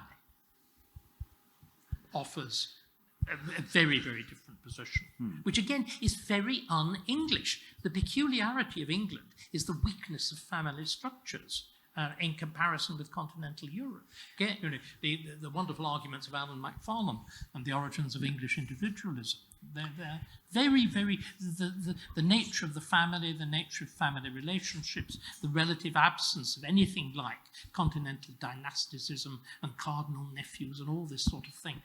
Very different. I think the French demographer Emmanuel Todd has developed a very sophisticated analysis in which the Anglo-Saxon family is seen as one extreme, and there is a French version and there is a Central European family structure which lends itself more easily to authoritarian structures in government as well as in family life. But the thing about the English is they are quite successful at maintaining relationships across long distances. The French say, for example, it's monstrous that a father can disinherit his entire family and give his money to an old folks' home or to a dog's home or anything. But at the same time, the English would respond to that, I think. Anyone can answer this point, but that they actually believe that allowing new families to disappear from the family home, establish themselves separately, it was the basis of a much more liberal society, encouraging freedom, and you know, that's one of the arguments for the British system. Can I just turn quickly? I want to get two questions out, and then the floor. The nation is obviously a major element, I mean, as you said, David, as everybody said, in conservatism. And Afir, look, you're from a remarkable country which has actually reconstituted the nation, which was certainly never disappeared, but nonetheless was not conventionally, it didn't have its own state. I wonder, from that, looking at things from that experience, what do you think explains the extraordinary distrust of nationality, nationhood, and so on, which has overtaken half of the people in the Conservative Party, not the whole of it? Okay. Well, I would say that in a sense, the Anglo-American conservatism, this is true at some level in Britain and in the US. These were actually, I think, nations with such a strong national sense and national identity that the very word became redundant. And in a sense, it was easy to assign nationalism to those crazy Europeans. What we have is something else. Although, certainly in the case of America and in the case of Britain, actually English nationalism, but that's another question. It was absolutely central as, it was so central as to be, there was no need to speak it. And then, so people said, the crown, patriotism, and so on. And for maybe 2 generations, there was no need to use it. And then when there was a need to use it, suddenly the word sounded, because in the 17th, in the 18th, in the 19th century, the nation is everyone writes about that. Disraeli, Burke, and earlier, our nation, the nation, so on. And write about England. Yeah, of course. They never write about Britain. You are right, yes. It's Britain that's I agree, and I think that Brexit was a classic nationalist outburst where the English voted for Brexit and the other nations, meaning the Welsh and the Scottish and the Northern Irish, voted to stay. No, Wales voted strongly for Brexit. Okay, so but it has always been incorporated. Exactly. So maybe the Welsh aren't. But by the way, I think that in Wales the percentage was also lower than in England without Wales. Meaning English England was the most. So I believe that in this sense. But if I may, I have a question for Professor Starkey, because he mentioned his not totally favorable view of Lady Thatcher. Actually, pointing to his the importance of property value. I think that in many ways, Margaret Thatcher was the most successful conservative leader in the 20th century because the main plank of her policy was a restoration of property rights, because the fact that she privatized so much of the nationalized industry and privatized so much of public housing it made millions of Englishmen, again, owner of houses or shares, and which in a sense, it is something that no other, with all this talk about property and so on, no other English or British leader did. So, in this sense, she was absolutely in this tradition. She, It was all pissed away. Okay. This is the seriously important thing. It was all pissed away. This is the seriously spaffed up the wall, as Boris Johnson says. The council house sale wasn't.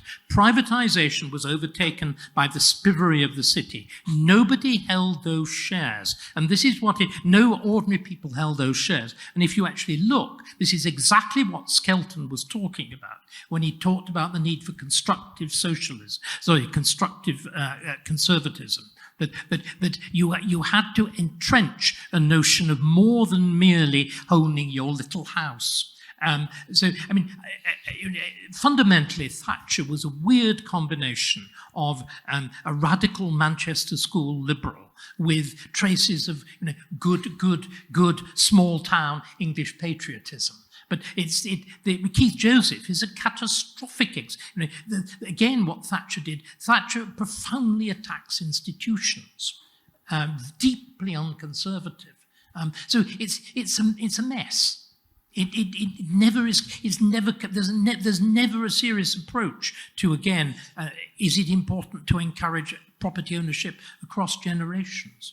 This issue is particularly after. Remember the 1945 legislation of the Labour Party setting up though it's developing it, the full machinery of inheritance tax is deliberately designed to destroy a class. It's deliberately designed to destroy the aristocracy and to make serious accumulation of property from generation to generation very difficult, which reverses the whole previous tendency of English law, and Conservatives do nothing fundamentally about it at all. I'm going to have to defend my old boss. Yeah. For a start, I think, as you say, the best definition, I think, of Thatcherism, there are two good ones. The first is Nigel Lawson's, who says it's support for the free market, plus nationalism, plus a respect for the institutions and the values of society, spontaneous ones. So that, I think, is a reasonable definition of conservatism, too. Now, of course, Mrs. Thatcher was a practical politician. She was not an ideologue. She basically was someone who had to deal with the problems that history planted on her desk. The first of those was, of course, if you are a believer, as she was, she says this very plainly just before she wins the 1979 election. She says, I cannot stand Britain in decline. I simply can't bear it. She says this to an interviewer, knowing that the voting's more or less taking place so she can let herself rip. And no, of course, the problems she was presented with were those of over-centralization, trade union power, inflationary economics, and she sets about dealing with those. Then, all of a sudden, quite unexpectedly, she's presented with the challenge of the Falklands War. So, for a little while, she, in a sense, carries on doing the first set of problems, and deals also with the war, which, of course, was a remarkable achievement because she maneuvered as much as marched towards victory in the Falklands War. If you look at the sinuous way she deals with her own cabinet, the Foreign Office, the Americans who are basically on side but not entirely. And she does all of those things. Now, what is she doing in relation to the problems of the economy?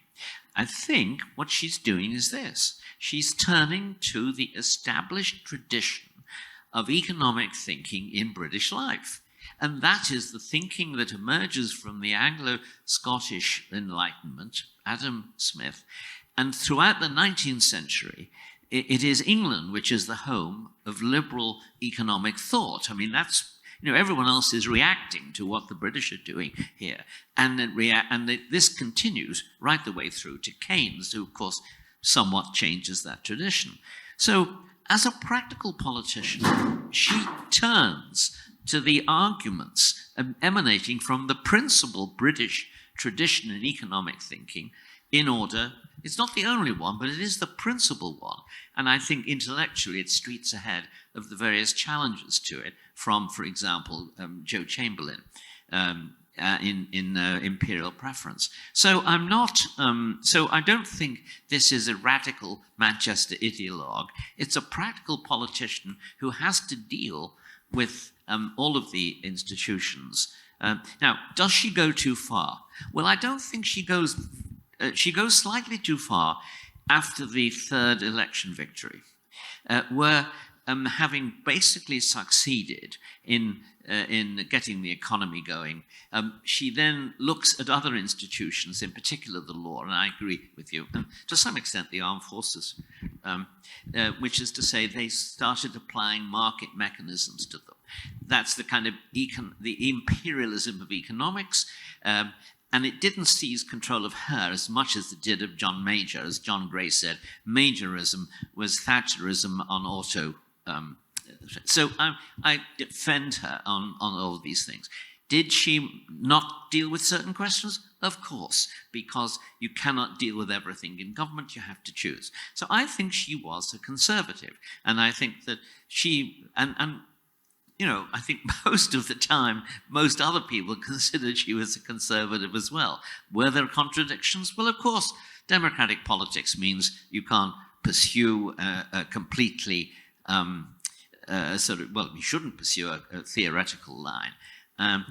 What I think has gone, one of the reasons why I think conservatives, among others, and obviously David, including you, have been misled here is because of the left's praise for Thatcherism. The other second impressive definition was, of course, I think it was Marxism's today, Andrew Gamble's, in which he described Thatcherism as a free market, strong state. There was something in that at the time, because she wanted to have a state that was smaller but more efficient, but above all, more authoritative. So I don't think that those, but what she didn't do, which the left thought she was doing, what she didn't do was arrive with a predetermined theoretical framework to apply to the problems of British society and economy. She arrived with a determination to try to get things, to improve things, to deal with practical problems. And, for example, in the management of the economy, the decisions over monetarism, they were, she knew she wanted to stop inflation. And she tried this method, and when that didn't work out or proved to have problems, another, and so on. Nigel Lawson was the principal thinker here, but I don't believe any of this was a kind of, it wasn't Thatcherism on autopilot. Anyway, so that's my views on that. Maybe you want to come back at some point, but I think we should. That's what I was going to say. I have one question I want to put there to you, which is, you just pronounced the death of British conservatism. And not only did that, but you drove a stake through its heart and you sowed salt in the ground. So my question to you, Rod, is, okay, you're hired as a political consultant by whoever wins the leadership of the Conservative Party. What's your advice? Well, let's see, Meghan Markle. No, I mean, I, as an outsider, I was enthused by Philip Blond's Red Toryism when it first popped its head up 10, 15 years ago. Didn't seem to go anywhere.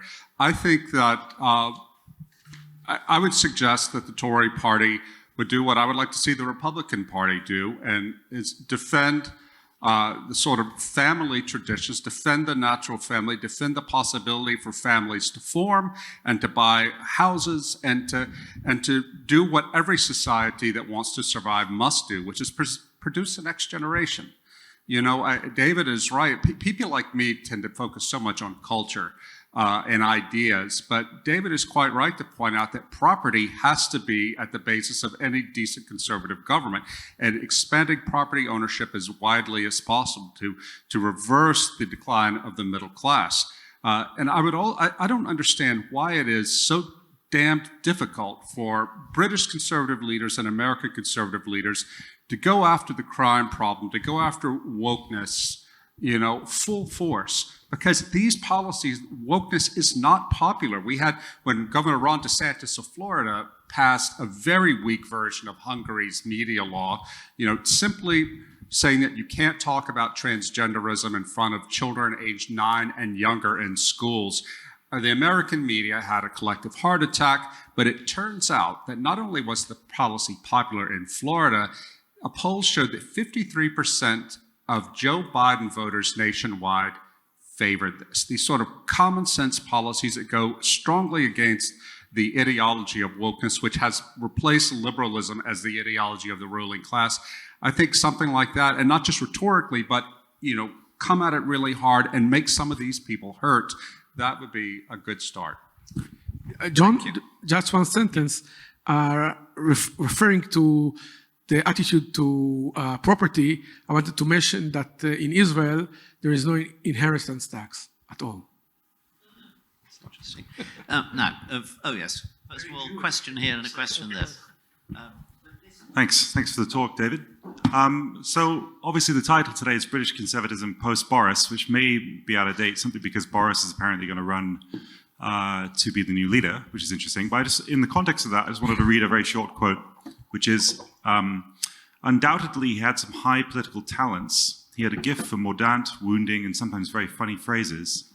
And having thought up the most outrageous attack, he had the nerve to deliver it without fear of offending taste or friends or damaging his own reputation.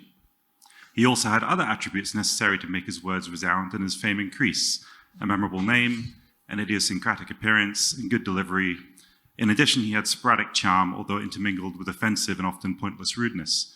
Now, this may sound like a description of Boris to some people, but it's actually a description of Churchill, but not the one that Boris thinks is great, but the father, Randolph Churchill, who's famously a failed politician in the late 19th century, but with many things in common with Boris Johnson. They both championed the idea of the Conservatives taking over more populist policies. Tory democracy was Randolph Churchill's idea. They also didn't actually spend much time building a base in the Commons. They relied on their popular appeal among the public, which only took them so far. Where I'm going with this is, if Boris comes back, do you think he's a solution to a problem or part of the problem that needs to be solved for the Conservatives? Thank you. David, I think that's obviously for you. I think the real problem is that Boris showed himself completely incapable of any kind of practical application of the ideas that he threw around. That's the fundamental problem. There was the nod towards protecting inheritance against effective confiscation to pay for care for Alzheimer's and whatever, but these were mere nods. The notion of levelling up is, again, it's an absurd, the idea that you level up by vast infrastructure investments is preposterous. The point that I always make is one of the most impressive infrastructure projects in the north of England is the Manchester Ship Canal. You didn't build it because you wanted to revivify Manchester and Liverpool. You built it because there was a crying need for the thing between two thriving poles of an economy. The idea that the state can simply reinvent an economy. And again, we need, I think, to be a little kinder to both Britain and America. One of the fundamental problems of both societies is that our very 19th century success. How do you deal with the consequences of deindustrialization? And no one seems to me to have dealt with it terribly successfully. You can get away with it in America because you simply forget about it. The country is big enough. You just leave the areas of desolation and whatever, 90% of the time. Britain, you can't do that because of our relatively small scale. Or again, the way in which Norway was able to make use of North Sea oil, as opposed to what Thatcher had to do with it in Britain. So I don't think Boris would do things with a bit of flair and a bit of style, but I don't think, frankly, any more than Randolph Churchill, that he had the gift of real politics or the ability to search out real solutions, which is where, of course, there's this huge distinction between both Winston and Boris, and more particularly Lloyd George and Boris. Lloyd George, with all his similarities with Boris, is a most brilliant administrator. I mean, just staggering gifts of administration. And we're dealing with utterly serious problems. And just coming back to you, John, the crisis with Thatcher was she never tackled the structures of the welfare state or the state bureaucracy. They remained, in other words, and trade unionism in the state bureaucracy. And what we're seeing in Britain now is all of these things coming up, and of course the mounting terrible burden of that unique monster, the NHS, which again Boris stupidly sanctified. I think he was stupid over COVID. But particularly the banging saucepans and whatever for the NHS. I mean, I don't think history will judge him at all kindly. He was a good campaigner. He was a wretched prime minister. But would you welcome him back? No, I think he would be obviously better than Truss, but again, remember, he has enormous question marks hanging over what happened in Downing Street. The moment that happened, with again Chris Bryant, there's the Committee on Parliamentary Privileges, which clearly has gone into a sort of hibernation. He would come back to all of that scandal being revived. I fear Boris has achieved his mission. He's done exactly what Lloyd George did, which is destroy his party. And interestingly enough, somebody whom I've always distrusted, at least in his latter form, Matthew Paris, predicted exactly that would be the effect of a Boris premiership, I'm afraid. Yes, thank you. And I think, just to be fair to everybody too, I should remember Nigel Lawson's argument, which I think he said this sometime in the 80s or the early 90s. The British, for the British, the National Health Service is the nearest thing they have to a religion. And I think all politicians have, in a sense, been afraid to approach it because it was new. But it's eating the state. It's eating the state. Eating the state. It's reached the point now where you can't avoid dealing with it. We in the same way, so many companies have become tiny companies with huge pension schemes. Yes. We are going to be a state. We're going to be an NHS with a sort of piddling little state attached to it. Gentleman at the back. Hi, thank you. Wael Tajimilla, Danube Institute. Thank you very much, Dr. Starkey, for your talk. You spoke very fondly of property, which is part of this, triune God of life, liberty, and property. And I wanted to ask you a bit of a provocative question about liberty instead. Now, the Hungarian historian Molnár Miklós makes an interesting claim about the origins of the Hungarian Revolution of 1848. He says it was a consequence of liberty rather than immiseration. And specifically, his argument is that in the liberty that Hungarians experienced following the expulsion of the Ottomans and the gradual releasing of the chains of Austrian absolutism, people were able to be themselves. They in a sense, had a modicum of, by the people, for the people. But then, of course, the question follows, who are the people? Who are we Hungarians? And that was the sort of origin, the incipient point, in his view, of what would later grow to become the Hungarian Revolution. I think you also see that a little bit in the American Revolution, maybe even in the Arab Spring, where nationalism follows liberty. And I just wonder, if Brexit is all it was, caked up to be, and all that you seem to be maybe thinking it wasn't, then why haven't we seen a real national resurgence of any kind following what was supposed to be the emancipation of Britain from the shackles of European hegemony? Why haven't we seen the natural consequences that happened in Hungary and elsewhere? Is it because we never got any liberty at all from Brexit, perhaps? Thank you. Well, I think that is yours again, David. I think it can be answered fairly easily. Nobody ever tried the task of liberation. I mean, in other words, Boris never confronted the patterns of the civil service or the patterns of the professions or the patterns of industry. The task of liberation was, what you did, you had Brexit, and then you said, well, we've done Brexit. Boris is essentially, let's try and summarize this. Boris is essentially a magical politician. He believes if you say something, it happens. There is no notion that you need actually to do something to bring about a policy statement. That is the enormous difference. I mean, if you look again at Churchill in the Second World War, obviously a rhetorician, 10,000 times better than Boris, but he understood the point of application. Thatcher is the same. They're good at both big picture and small picture. Boris was hopeless, and you can see again, Rod, what you were saying, that all sorts of things, if there'd been more courageous political leadership, Brexit was exactly the opportunity. So much of what you're talking about, the elite domination, is tied up with European law. We made no attempt whatever at breaking it.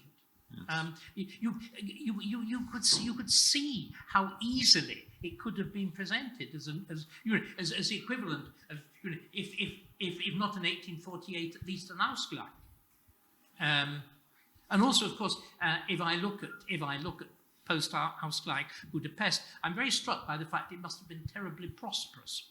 That there was clearly an economic boom. Am I right? There must be. I mean, it was rebuilt after. The scale of the building works is staggering. Well, unfortunately, Brexit didn't quite have that effect.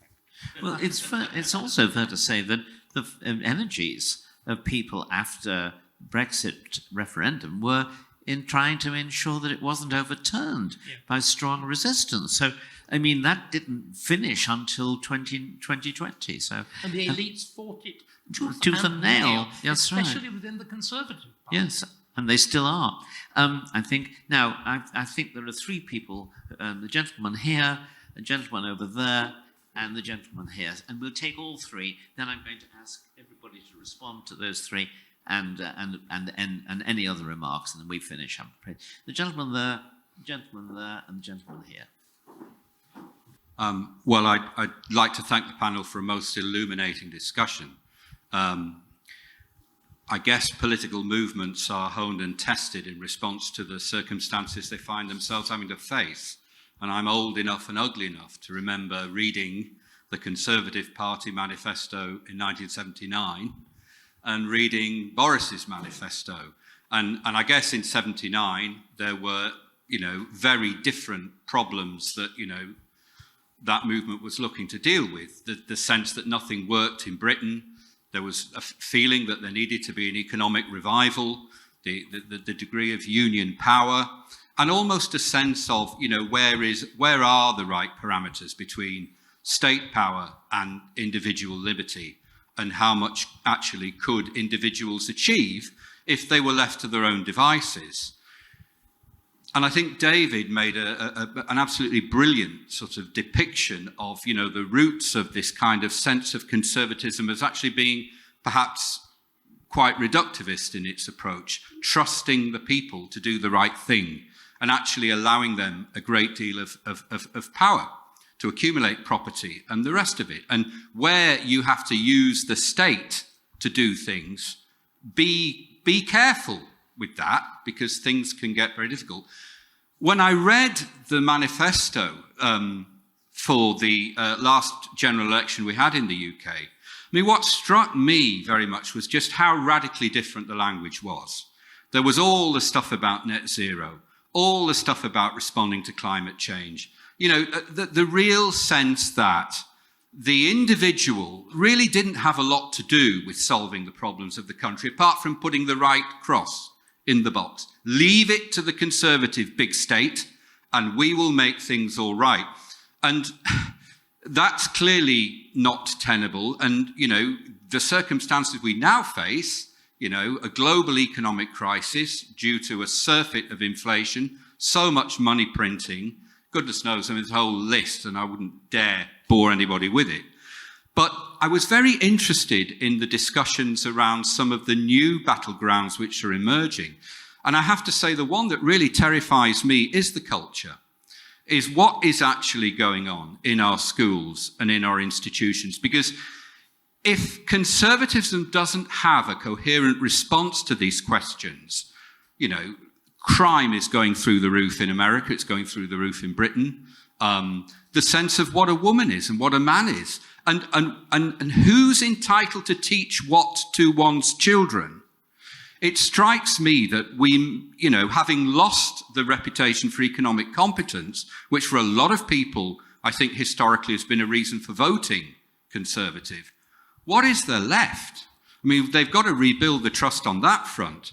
But I would be very much interested in the panel, reflecting, and maybe another session on this. But, given what has happened, how can, what is the Conservative response to how we, to a certain degree, support and rebuild society? I think that's going to be a very big challenge over the coming years. Thank you. Thank you very much to the panel. I wanted to ask the panel's thoughts about a big problem and a French problem, egalitarianism. And I ask it because when you look back at the various thinkers that Dr. Starkey mentioned, I don't think many of them would have had much truck with egalitarianism. But it's a problem that has grown and that I don't think conservatism has had an articulate answer to for a very long time. And I think as you have seen the redistributionist state kick into gear and grow in order to advance those egalitarian aims, as you have had encroachment on individual economic liberty, you have had a concurrent encroachment on individual political liberty, perhaps with a delay, but certainly coming through. And I don't think without the huge economic encroachments on people that developed over the last 50 or 60 years, you could have had the level of political encroachment or wokeism or political correctness, as we used to call it, encroaching in the last 30 years. And Mrs. Thatcher, for all the criticisms that have been levelled at her this evening, at least tried to articulate a coherent answer against egalitarianism. And we'll all remember, as she left the Commons, her famous movement of her hands to explain that she thought that it was better that the rich be richer if you ensured that the poor were not poorer as a result. And I guess the question coming is, what do you think that Conservatives can better do to tackle the claims of egalitarianism, especially because, speaking about Conservatism post-Boris, Liz Truss's budget totally torn down over a tiny little £2 billion cut to the 45p rate of tax, which every single tax cut in that area that's ever happened has raised more revenue, not less. But we heard no arguments supporting that from the government, no arguments supporting that from the Conservative intelligentsia, nothing about that in the newspapers. And I wonder what the panel thinks Conservatives can do to better begin to tackle this sort of natural tilt towards, egalitarianism is probably a good thing and we ought to see some advance in it. Last question. David, thank you for a marvellous lecture, and gentlemen, for your responses. You analyse, I think, correctly that one of the bedeviling problems is welfarism. But I don't think the analysis went far enough in being specific about which parts of the United Kingdom this bedevils most. Scotland, Northern Ireland, and great parts of the north.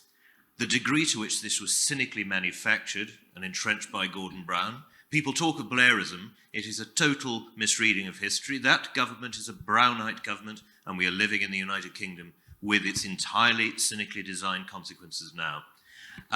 And the title of the lecture is about British conservatism. Is it in fact possible for there to be a British conservatism when you have a Scottish administration that time and again has given indication of its absolutely avowed purpose of expropriating land, private property, from those who own it, who have currently enforced a rent freeze, and who, I'm sure, if given any more license, would go on to encroach on private property to a level that even the Soviet state didn't quite do.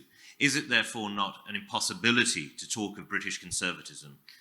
Must we not now start to think realistically about there being English conservatism and about there being a breakup of the Union if we actually wish to have a conservative state? Thank you very much for providing me the opportunity to ask a question. I just wanted to, the reason why I took so long to ask a question is I was trying to think of one.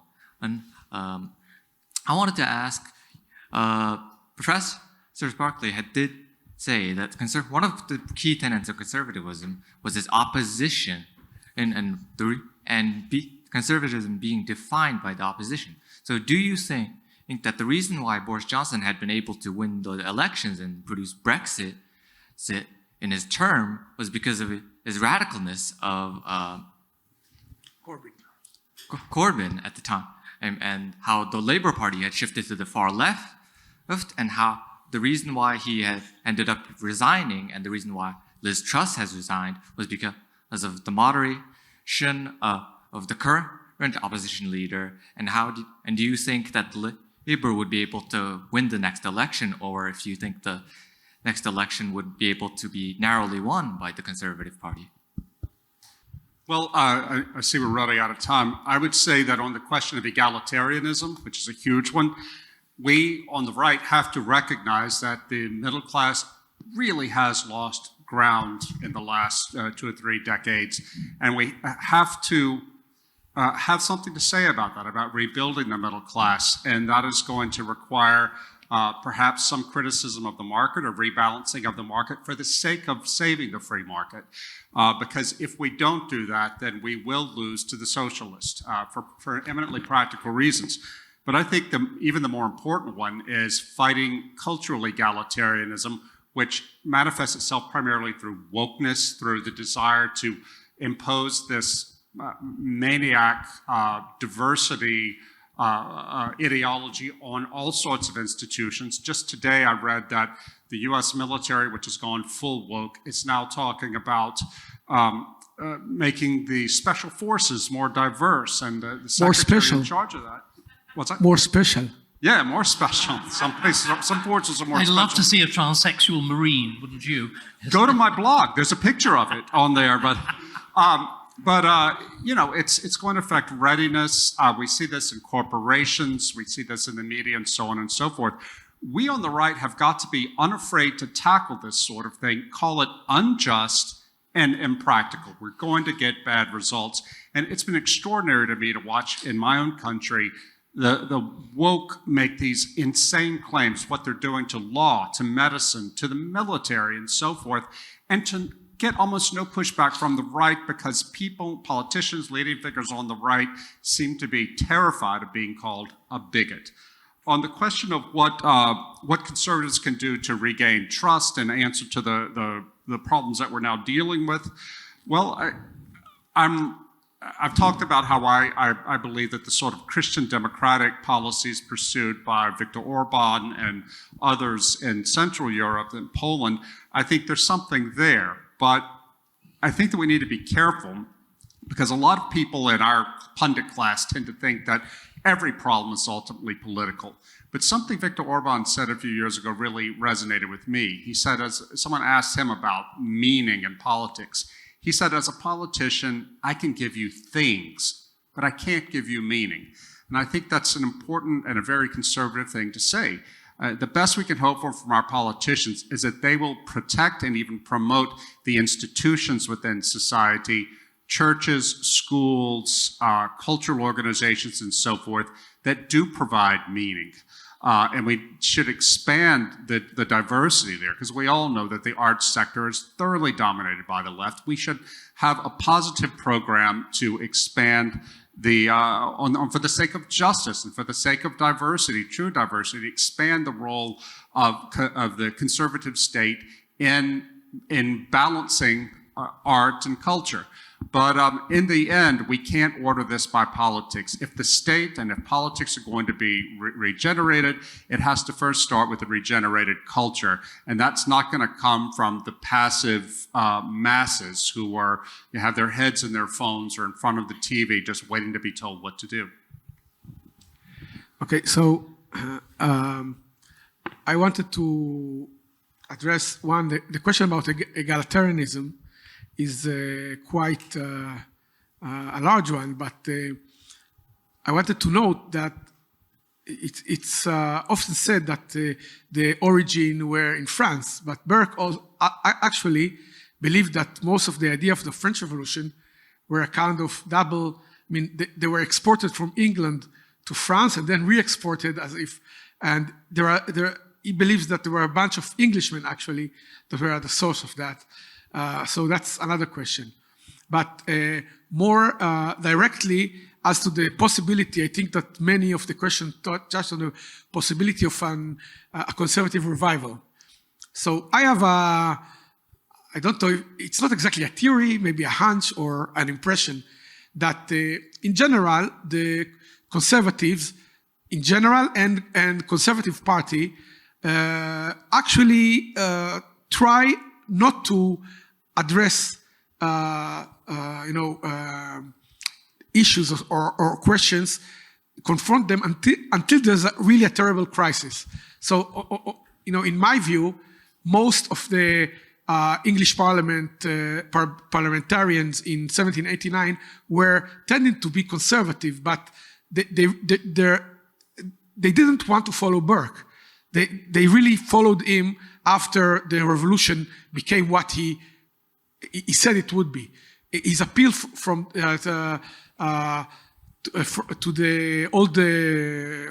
the new Whigs from the old or so on is exactly because most of the members said, no, we can, it's not so terrible, let's not say anything about it. So I think there is a pattern when the conservative opinion or the Conservative Party gets to to what seems to be a dead end, only then they are willing to give the keys or some of them to an outsider that will shake things up. So I think this was certainly the case with Burke or Burkeanism. I think it was the case with Disraeli. Most of the party didn't want this guy, this strange guy, but at a point he was the only viable person. In a sense, the only reason why Winston Churchill became prime minister is because the crisis was so, Churchill was an insider, but also an outsider. And the same with Margaret Thatcher. I mean, they could have, the Conservatives could have continued with what was the name of the prime minister before that? Chamberlain. No. Baldwin. No. Heath, yeah. Then, they could have stayed with Heath or some one of these kind of Willie Whitelaw, some guy like that. But they felt, the crisis at that time was so big that said, okay, let's take an outsider. So in this sense, I believe that, the majority of the conservative leadership at this moment believes it can stitch things back.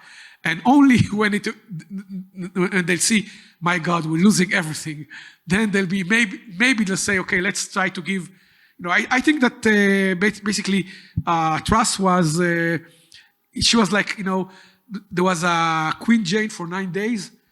That it was the same thing. They say, okay, let's bring her in only to make her fall, and then things will be back to what they were. The trouble is, we tried the outsider with Boris, and then we tried an outsider with Truss, and we're running out of outsiders, I think. There's Meghan Markle. I think you're deploying extraordinary left-wing tendencies of obsession, and they're utterly out of order here, but never mind. I'd just like to go back to the beginning of my argument. Every one of these questions of liberty, egalitarianism, welfarism, post-war growth of the state, the answer to them is the cultivation of individual property. And Britain, of course, again, you made the very interesting point about nationalism, that it could sort of be ignored because it was so obviously we'd solve that problem. Remember, the growth of the state in Britain is one of quite extraordinary, dramatic and recent quality. It's a creation of 3 wars. It's a creation of the First World War, the Second World War, and COVID. And we're just not used to dealing with it. English law has barely got a proper doctrine of public law. Whereas, of course, one of the reasons that countries like France have been able to deal with it quite relatively effectively is precisely because of the administrative structures of absolutism. I would argue again why the Scandinavian countries have been able to get a nice halfway ground, because we forget this. They all became enlightened absolutists too. And you've got a much more easy doctrine of the state. We never had.